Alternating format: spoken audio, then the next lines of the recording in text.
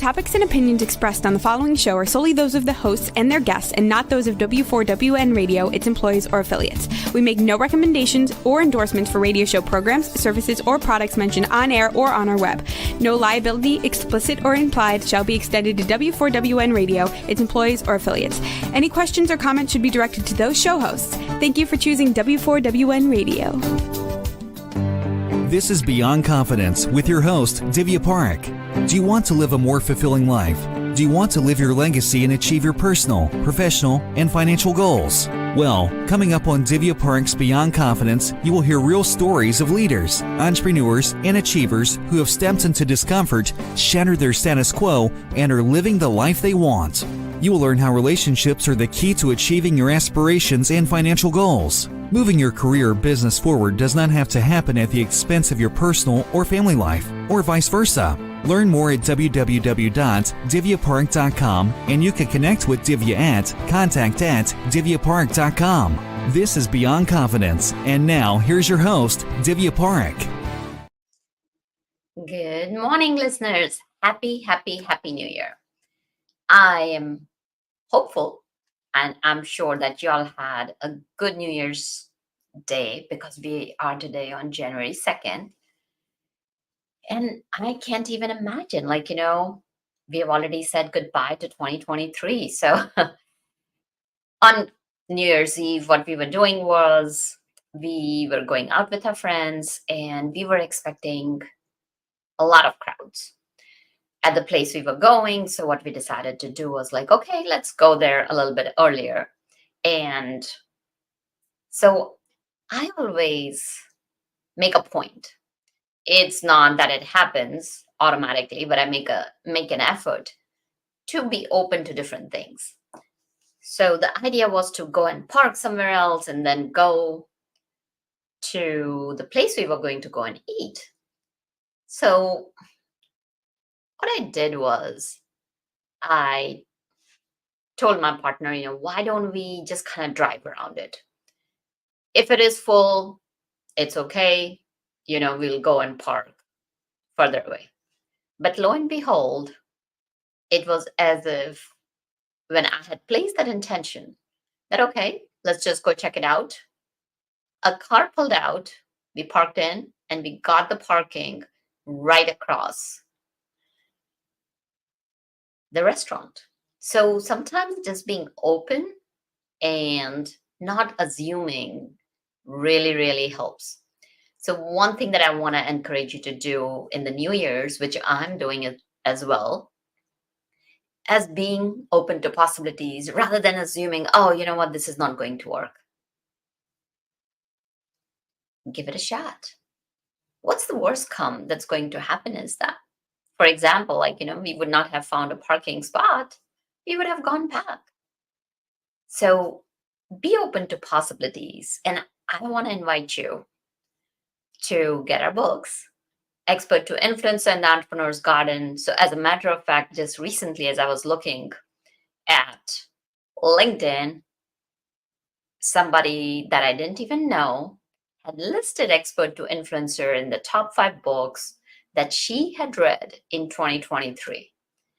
And it always gives my heart that joy, that all the time and effort and the heart that we as authors put in our books is making a difference somewhere. So when you get those 2 books, they are going to change your lives. And it will change your life. It will do my heart good because it's changing your life. And the book is all about creating impact. And then thirdly, we will be helping entrepreneurs across the globe. So it's a win-win situation. And remember to keep that kindness circle going. Just because the holidays are over doesn't mean that we forget about kindness. Keep the kindness circle going, and be sure to spend an hour every month to be kind to someone, whether it is done in a day or spread out throughout the month. Let's bring in our guest. Welcome, Andrea. Thank you for having me. Happy New Year. Happy New Year, Andrea. So usually we go back and start in the childhood. So tell us, do you recall a moment from your childhood that still stands out for you today? Yes. I have a favorite childhood memory, and I might tear up telling it to you, but I Hmm. was probably, I don't know, maybe 5 or 6. Hmm. Y- Yeah. And we lived in Pennsylvania outside of Philadelphia by a beautiful small college called Haverford College. And my dad and I used to go there and just go for walks. And I have a memory of going there with my dad. There was a beautiful little stream, where you had to like walk across the rocks to get to the other Hmm. side. And I Hmm. have such a vivid memory of walking across those rocks and my dad holding out his hand to me. I was a little bit unsteady for a moment, and him, holding my hand and us walking across those rocks together. That's like my favorite childhood memory. And it's so vivid in my mind. And it's funny that you asked that, because I was just asking my daughter yesterday, what is her favorite childhood memory? And I told her what mine was. So it's very, very relative. Thank you. Oh, absolutely. Yeah. And it's amazing. So many times we think that unless we give our loved ones those big gifts, and it goes the same way, Mhm. whether you're an employer, an entrepreneur, it's about the gestures. It's Mhm. about that loving kindness that you extend to people in your circle. Yeah. So, as you grew up, where did your interest take you? Music and the theater. I loved the theater.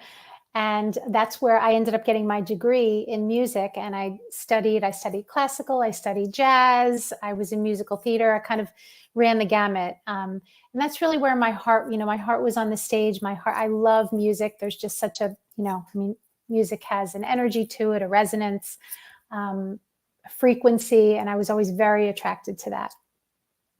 And did you play any music instruments? Not very well, Divya, I must be honest. My instrument was the voice.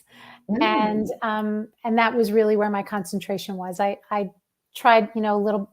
I had to learn piano. I wasn't very good, but it was really a voice concentration. Oh, fantastic. Yeah. And what type of music did you focus on using your voice? So I got my degree in classical, which I absolutely loved. But professionally, I sang musical theater and pop music. Really, I had like my little 15 minutes of fame. But my true love was really musical theater. But at the time when I was in school, you couldn't. There was not a place to get a degree. Today, you can get a degree in musical theater, which I think is so phenomenal. But at the time, that was very unusual. So you had to sort of, pick a concentration, either jazz or classical. And I chose classical, which I loved. Mm. No, that's beautiful. So, as you graduated from college, where did your life take you? I did sing for a bit, but what ended up happening was I moved to Charleston, South Carolina, and I did sing with the opera, the Charleston, Oh, which was nice. beautiful. Congratulations. Thank you. But it wasn't a full time, because it was a smaller town at the time. It's actually much bigger now, but it wasn't a full time thing. So I had the moment of, well, maybe it's time to get a real job. I'm saying that with air quotes. So, Ah, and I had a lot of fun. I worked at Busch Gardens. I mean, I did a lot of concerts and things like that. But at one point, I decided to get something more on the steady side of things. So I ended mm. up working in radio, which I absolutely love. So in my mind, that was a correlation. It was a way to keep music in my world, and also be having relationships with people, because I love the connection. I love the connection of music. So I ended up working in radio for a while, which I absolutely loved. It was wonderful. Oh, Yeah. that's beautiful. Absolutely. Radio is something, when you talk about voice or music, it's all about connecting with people. Yeah. And so tell us more about your experience on the radio show. So, well, I did actually, when I got into what I do now, I did have a radio show called The Happy Hour. But at the time I was in sales, I was on the sales side. I did some commercials, some voiceovers, things like that. But I was really on the sales side. And it was wonderful. I loved it. I absolutely loved it until I got my wake up call into looking into what truly brings us happiness. Where does happiness come from? What is joy? What is the essence of joy? And until I got that wake up call, when that happened, I shifted gears, because I couldn't ignore it. It's like once you see something, you can't unsee it. But for years, I was in radio and I absolutely loved it until I read the book, Many Lives, Many Masters, which was a big game changer for me. And that was when I got very curious about our psychology and what's behind our psychology. Right. So you mentioned that you had a wake-up call. So tell us, was it just one moment or was it a series of moments? I remember one very specific moment. And I had read the book, Many Lives, Many Masters, and that led to, I started reading Deepak Chopra's books and Wayne Dyer and Thich Nhat Hanh and just sort of going down that rabbit hole. But what was really a game-changing moment for me was I was sitting in my home and we had built a custom home and I had a decorator come in and, it was everything that I thought that I ever wanted. And I had the beautiful car in the driveway and I had a beautiful, healthy baby girl. She was about 1.5 years. And, all those boxes that I thought, well, this is the road to happiness. You get things, right? They were all ticked. And I remember being on the phone with my friend Kim, who, funny enough, was in radio. She was a radio show host for years in Philadelphia. And I was on the phone with her. And I remember just tears pouring down my face, sitting in a beautifully decorated room, saying to her, where is it? Because it's not in things. That was my wake up, because I had all the things that I thought would bring me happiness, but there was a piece missing. So that was really my wake up call, was sitting on the phone with someone who is still a very dear friend in my life. Yeah, what you're sharing is so amazing, that we look for gratification outside and hoping that the outside external joys and external gratifications will bring us that joy that we are seeking for, or for that matter, like meaning and all that. Just recently, I had a young client and he was sharing that I want to do meaningful work. And as we were talking, and he just had that romance with that idea of having meaningful life and did not know what it is. And it happens to the best of us and to most of us. Yeah. So the key is knowing that, yes, definitely, we need external things for comfort. Who doesn't like comfort? It's important, but the key is that the war or the battle, whatever you want to call it, that needs to be won over is inside us, not outside. That's it. Yeah, it's not in things. And I'm amazed. I think that the generation now, the young generation now, these are young adults. I think they know this now. I didn't know it then. I was still looking for things that were glittery and pretty. I was in my early 30s, when I had my wake up. So I think it's really amazing and beautiful that they seem to be so much more in touch than I was. But, to your point, to the brilliant first question that you asked me proves the point. When I look at my fondest memory, it wasn't receiving anything other than knowing my dad was there, just that beautiful connection with my dad. It's all about love and connection. That's where our happiness is. That's where joy is. And it starts within. And, there was a time in my life when I didn't know that. I was just sort of following the masses until I saw something different. Well, the way I see it is that sunrise is when you're awake, because if you're sleeping, and even if the sun is midway in the sky, it doesn't matter. It's the time you wake up. So you had this wake up call, as you call it. What shifted within you and what steps did you take next? I would say everything shifted within me, because I could not go back to what I was doing. Like I actually, and it was very funny because, there was a moment in time where, I needed to bring in more of an income than I was bringing in. And I tried to get back into radio. And I had a wonderful reputation in the radio business. A lot of it, at the time, the business was a very transient business. So, people would come and go. They'd be 6 months here, a year here.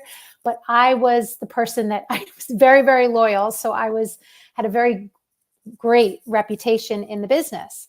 So for me, it's like, oh, well, it's easy to get a job back in radio. And it was very funny. It was when we had that recession in 2007. And I called every radio station and they were like, oh my goodness, Andrea, we love you. We'd love to have you, but we're not hiring right now, which I had not had that experience in my professional experience. Wherever I wanted to work, I got a job, whether they were hiring or not. But at that moment in time, it was very interesting because the universe was stopping me as well. Now, internally, I knew that was something that I couldn't authentically go back and do, but I felt this pressure. But it was so interesting. And I'll never forget, my friend Patty said to me, she was like, Andrea, this is a gift. She said, you're not able to get that job, which doesn't make sense logically, because that's not where you're supposed to be. You are supposed to spread happy, which is the parent name of my company, is Spread Happy, because that's what I felt compelled to do. So it was very interesting how the universe actually stopped me.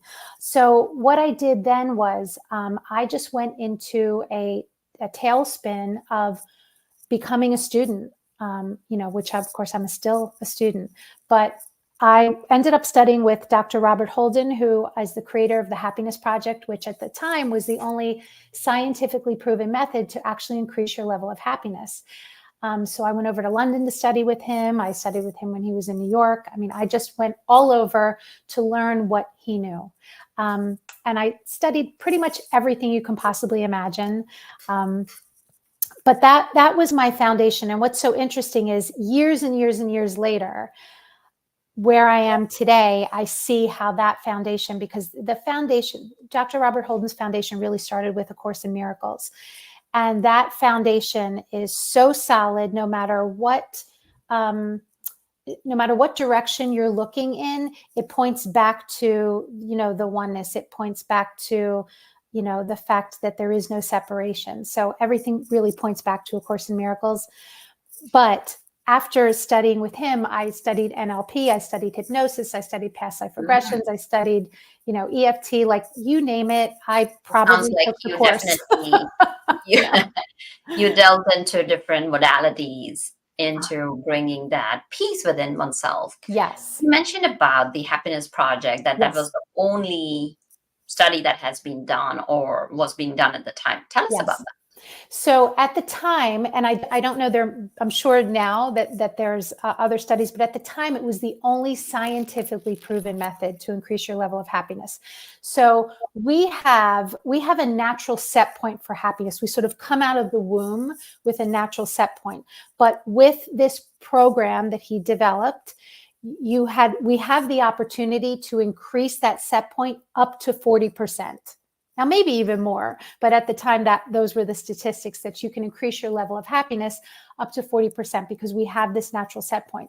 So, the big thing was forgiveness. Foundationally, it's forgiveness, because it just makes so much sense. If we are carrying something with us, it is going to block us from our natural happiness, which is our natural state. We are naturally happy without all of our stories. That's naturally where we go.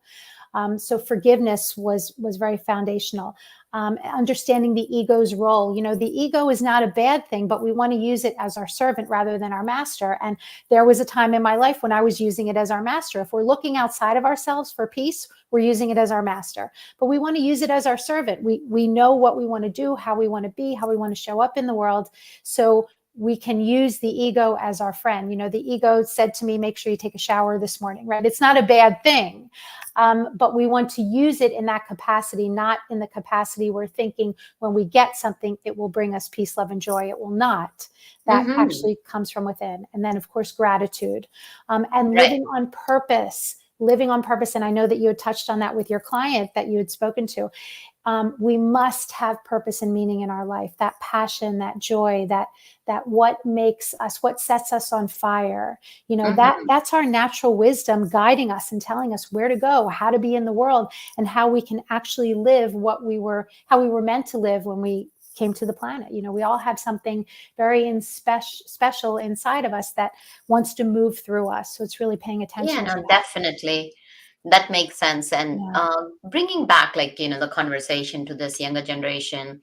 So both the millennials and Gen Z, they're always looking for other work. And I don't know, if people remember, but we went through the period when there was the resignation and the quiet quitting, Yes. where approximately, I think so, 45% of employees were moving around looking for the work to find that environment that naturally fosters their creativity, brings meaning to their lives. So tell us, like, what could employers do to create an environment that they can engage Yeah. and sustain their talent?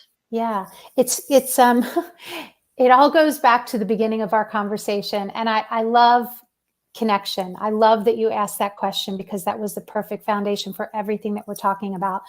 People want to feel cared for. They want to feel connected. And when a company has an employee wellness program where they show them we care about your well-being, they enjoy their jobs 67% more. That's a heck of a lot. They're 40% more likely to be engaged. They want to work for the company. It's like, when I did work in radio, I worked for a phenomenal radio station where people did not leave. So when I got the job, I remember interviewing with the general manager, and there was no position. I mean, I just called and said, hi, I've always had an affinity for your radio station. I've heard so many beautiful things. I'd love to talk to you. And they were like, well, we don't have any openings, but, she said to me, I'm happy to meet you for a cup of coffee. So when I met her for a cup of coffee, what ended up happening was she said, I want you to meet the GM. And long story short, they ended up finding a position for me. But going back to what was so compelling about working for that company was that they cherished their employees. They cherished their employees. You could feel it. There was so much training. They had, even back in the day, they had wellness programs. You knew that they cared about you. And today, with this movement of self-awareness, of taking care of your essence. So even, not just taking care of your body physically, but taking care of your natural well-being, mind, body, spirit. When a company provides that for their employees, they have 26% less missed days, which is pretty amazing. And with all of the attrition today, we know that by 2030, attrition is going to cost $430 billion to business.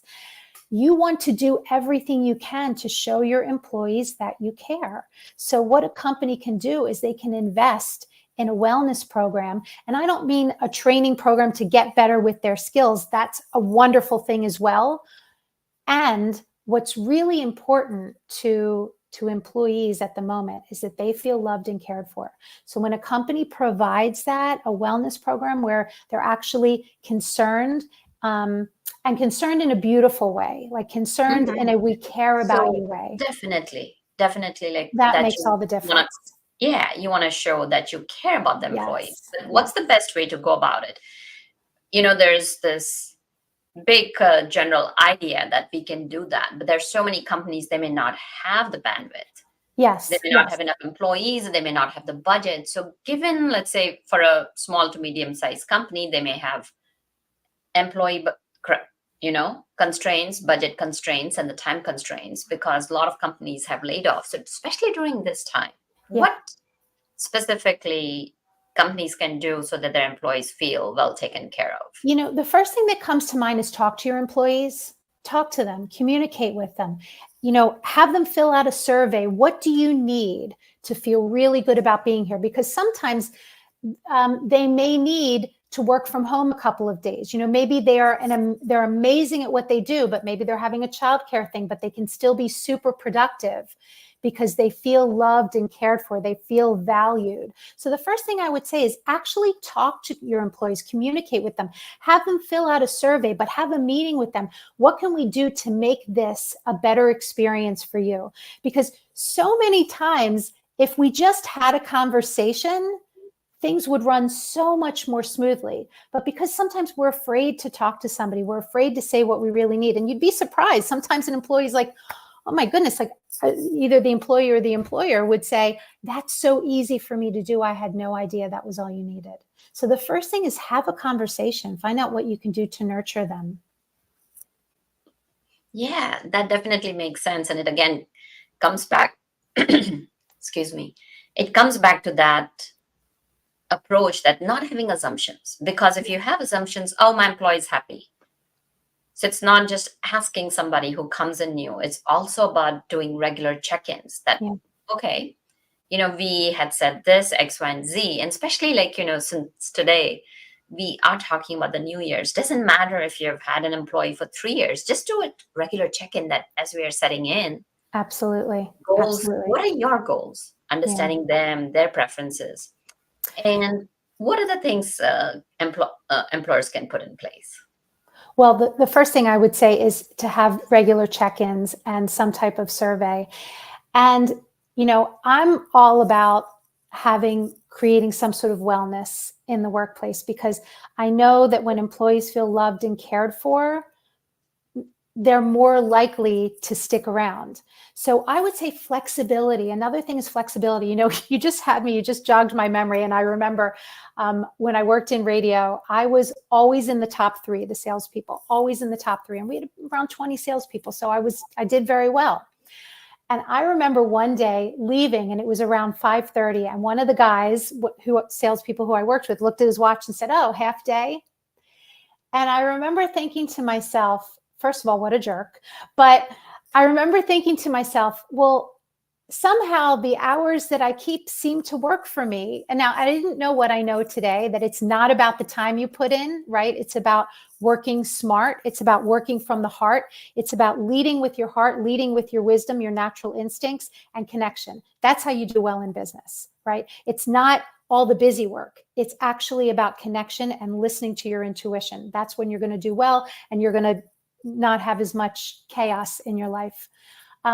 But, my point is to know yourself, to really know yourself. It's not about I have to be at my desk at 6 and I have to leave at 9, because all that's going to do is burn you out.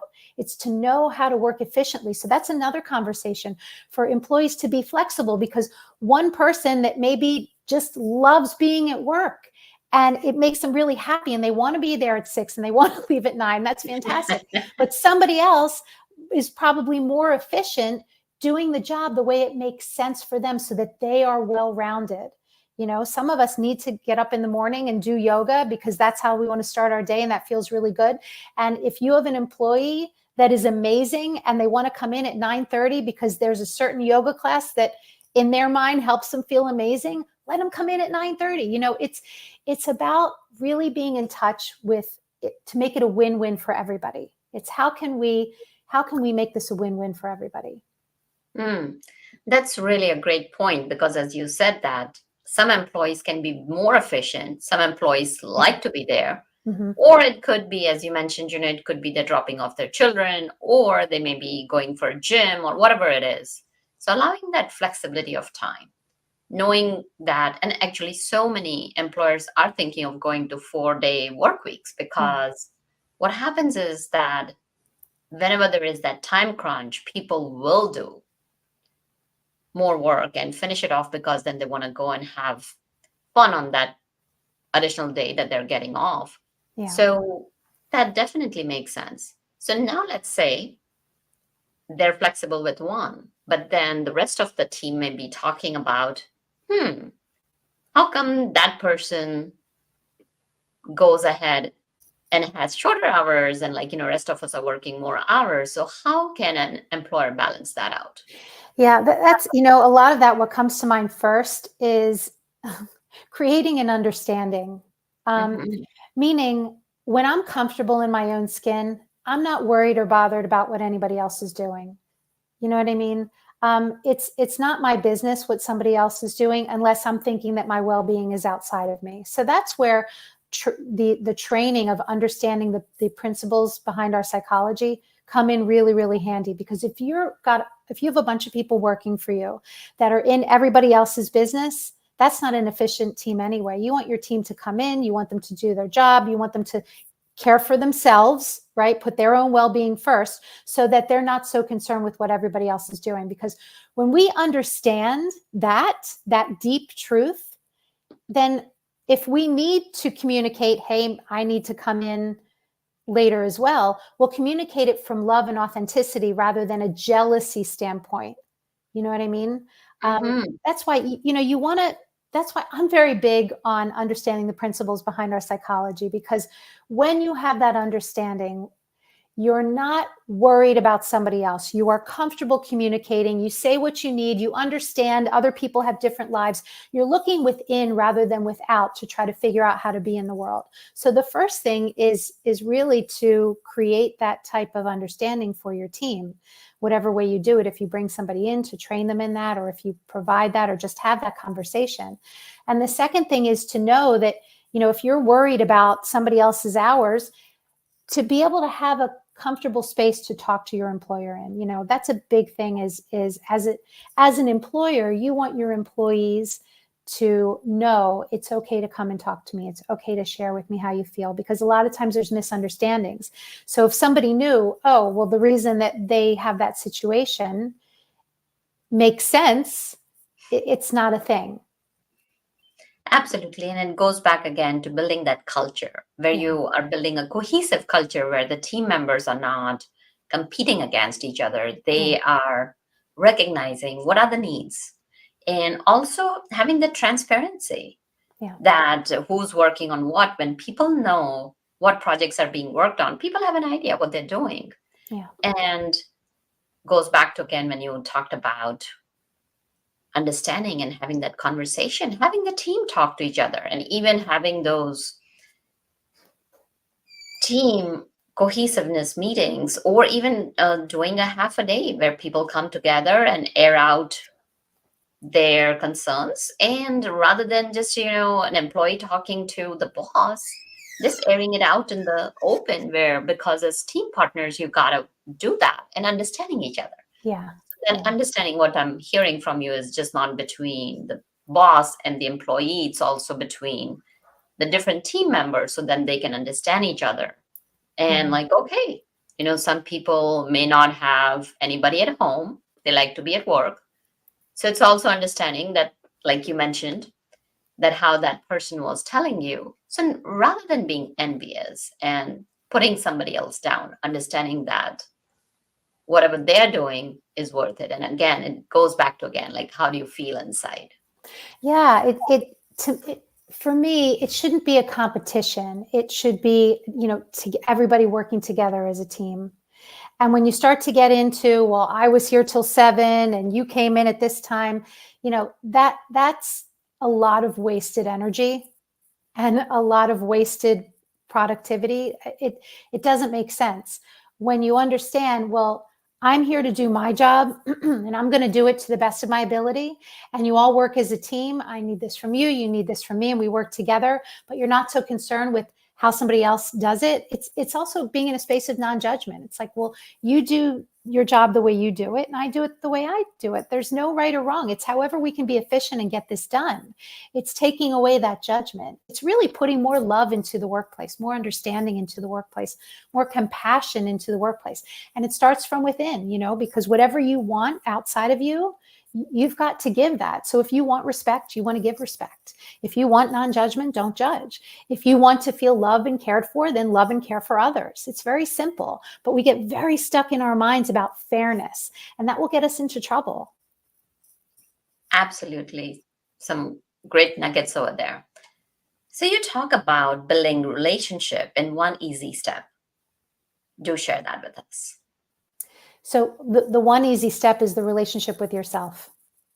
That is the most important relationship, because when you get that one right, when you stop judging yourself, when you forgive yourself, when you stop making demands on yourself, and you start with a solid foundation of knowing you came out of the womb perfectly perfect and you still are. What happens is from 0 to 7, we get conditioned. We're in the theta state, and we're like a sponge. So we're under hypnosis. And unfortunately, we're not always hearing things that will serve us. So it's getting back to our natural essence, our natural well-being, our natural knowing. Now, this doesn't mean that we don't want to build skills. It means that we're building skills on a solid foundation rather than on quicksand. So that the one key is building that relationship with yourself, because when I'm okay with me, I'm okay with you. And I can communicate with you freely. And we can work things out in a amicable way. Life is so much easier. But if I'm not okay with me, I'm going to project that onto you innocently. I don't know that I'm doing that, but I think my problem is you, because I don't know that it starts with me, because we're not taught that. Mm-hmm. So that said, tell us, how do you support people and what's happening in your life currently? I support people by pointing them back here, because I find that, I am a broken record, but eventually it gets in. But I find that all of our problems, quote unquote, are a misunderstanding of how our mind works. That's where all of our problems are. Our problems, imagine we suffer because of thought in the moment. We suffer because whatever thinking is going on is unpleasant. But when we see the nature of it, that we get to choose what we focus on, we get 11 million impressions are available to us per second, and we take in 40. So we are taking in the 40 that we are recycling from the day before and the day before and the day before and the day before. And that's why nothing changes. And that's why our life looks the same. And that's why, our go-to is sometimes to blame, because we don't know any different. But imagine if we started looking at another 40 and another 40 and another 40. Imagine what opens up when we let go of the restrictions that we put on ourselves that keep us from being happy and content in our life. So it's always going back, no matter what is occurring in our life. We've got to go back to our own belief system, what's serving us, what's not serving us, and asking ourselves, is that really true? It's all about resonance. It's all about frequency. Like attracts like. So we are a mirror. So to me, the world outside of us is telling us how we're doing. So if my day starts to go downhill, I know, stop, reset. I must reset. I've got to start looking at myself, what's going on in my mind, what am I focusing on? And, where is my resonance? What's occurring with me? And then I have the chance to, it's like a train. If a train's going 80 miles an hour in one direction and it needs to go in the other direction, I got to slow it down, stop, so that I can jump the tracks and start moving in a different direction. I want to stop fighting the current, and I just want to get centered so that I can be back in the world in a very productive way, coming from wisdom, using my intuition. We have an inner genius, but if we don't know to tap into that inner genius, we're always going to be in a very stressed state and looking outside of ourselves for the answers. Mm-hmm. So where can people find you and how can they work with you? You can find me on my website. It's shifthappens.global.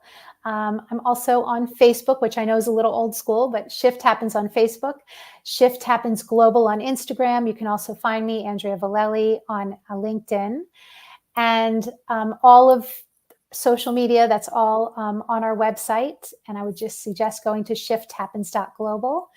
We have some wonderful free downloads where you can get a journal, a 21-day fillable journal to give you a morning and evening routine. If you're a parent, we have a wonderful 33 conversation starters, because I know for myself, how was school today? Doesn't really get you anywhere. So you want to ask those deeper questions. So there's lots of fun, beautiful things. We have a wonderful membership, which is super inexpensive and just a great way to stay in this conversation or get this conversation started for you or your employees. So there's lots of fun ways to work with us. We do retreats, personal coaching. Thank you so much for asking. Oh, absolutely. Thank you, Andrea, for sharing your reflections with us. And I'm sure that the audience got a lot out of it. And we wish you a very happy new year. Thank you. Thank you. Thank you to you as well. Thank you so much for having me. This has been lovely. Thank you. Absolutely. And thank you, dear listeners and viewers, for joining us, because without you, the show would not be possible. You are the life of the show. So do let us know how we can support you in 2024. How can we get you to rock 2024 and help you, and how we can serve you? So do reach out to us. And thank you, Juan, for making the show technically possible. So happy new year and be well. And I'll see you next time. Take care. Thank you for being part of Beyond Confidence with your host, Divya Parekh. We hope you have learned more about how to start living the life you want. Each week on Beyond Confidence, you hear stories of real people who have experienced growth by overcoming their fears and building meaningful relationships. During Beyond Confidence, Divya Parekh shares what happened to her when she stepped out of her comfort zone to work directly with people across the globe. She not only coaches people how to form heart connections, but also transform relationships to mutually beneficial partnerships as they strive to live the life they want. If you are ready to live the life you want and leverage your strengths, learn more at www.divyaparekh.com. And you can connect with Divya at contact@divyaparekh.com. We look forward to you joining us next week.